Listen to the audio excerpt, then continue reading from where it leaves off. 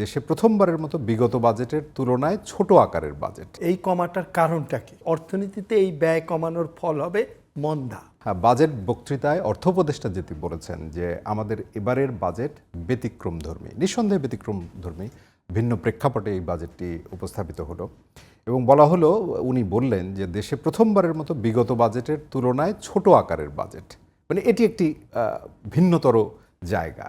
এছাড়া মোটা দাগে আপনি যদি বলেন যে ভিন্নতার কি কি ছিল, কারণ অনেক অর্থনীতিবিদ, আপনিও নিশ্চয়ই এই বিষয়ে কথা বলেছেন, বলবার চেষ্টা করেছে যে মানে আগের গল্পটাই নতুন করে আবার বলা হয়েছে, এরকম কথাও এসছে, আপনি নিশ্চয়ই শুনেছেন। ভিন্নতর মোটা দাগে কি কি বলবেন? না, যদি আপনি বলেন যে অ্যাবসলিউট সাইজ অফ বাজেট কমেছে এবং এইবারই প্রথম, স্বাধীনতার পরে এটা প্রথম, সেই হিসাবে এটা ব্যতিক্রমধর্মী বাজেট। কিন্তু সাইজ কমলেও আমরা তো বাজেটে দেখব যে বাজেটের রিলেটিভ অ্যালোকেশনের প্যাটার্ন কমেছে বেড়েছে কিনা, সিগনিফিক্যান্টলি আর কমাটা যুক্তিযুক্ত কিনা, এই দুটো জিনিস আমাদের দেখতে হবে। প্রথমত, এই কমাটার কারণটা কি? কারণটা কি এটা যে আমাদের আসলে বেশি ব্যয় করার ক্ষমতা নেই, এটা একটা কারণ হতে পারে।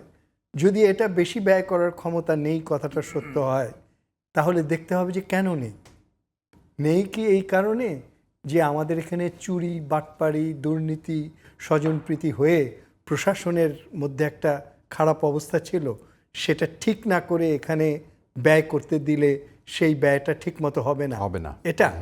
আচ্ছা, যদি সেটা হয় তাহলে নেক্সট প্রশ্ন হলো যে বিনিয়োগ না হলে পরে ব্যয় তো দুই রকম, বিনিয়োগ ব্যয় আর চুরির ব্যয়। চুরির ব্যয়টা কমলেই কি আর বাড়লেই কি? বাড়লে অবশ্যই ক্ষতিকর, আর চুরির ব্যয়টা কমলেও প্রশ্নটা ওই ব্যয়টা নিয়ে এসে উদ্ধার করে নিয়ে এসে উৎপাদনশীল কাজে আমরা দিতে পারছি কিনা।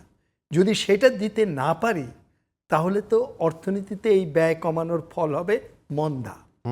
আমি মনে করি এই বাজেটে ব্যতিক্রমটা নেগেটিভ, এই ব্যতিক্রমটা পজিটিভ না। এই ব্যতিক্রমটার ফলে আমাদের সমস্ত অর্থনীতি আগামীতে মন্দার দিকে এগিয়ে যাবে, তার ফলে আনএমপ্লয়মেন্ট বাড়বে, তার ফলে দারিদ্র্য বাড়বে। সেদিকে মনোযোগ না দিয়ে এই সরকার খালি মনোযোগ দিচ্ছে যে কেমনে আমি একটা স্থিতিশীলতা এবং মূল্যমান ঠিক রেখে অর্থনীতিকে কোনো মতে আগামী জুন পর্যন্ত চালিয়ে সেটা আরেকজনের হাতে দিয়ে চলে যাবে। এই যে একটা প্রবণতা, এই কারণে এটা ব্যতিক্রমী বাজেট, এই কারণে এটা ব্যতিক্রমী বাজেট। কিন্তু এই ব্যতিক্রমটা অর্থনীতি এবং জনগণের জন্য শুভ নয়।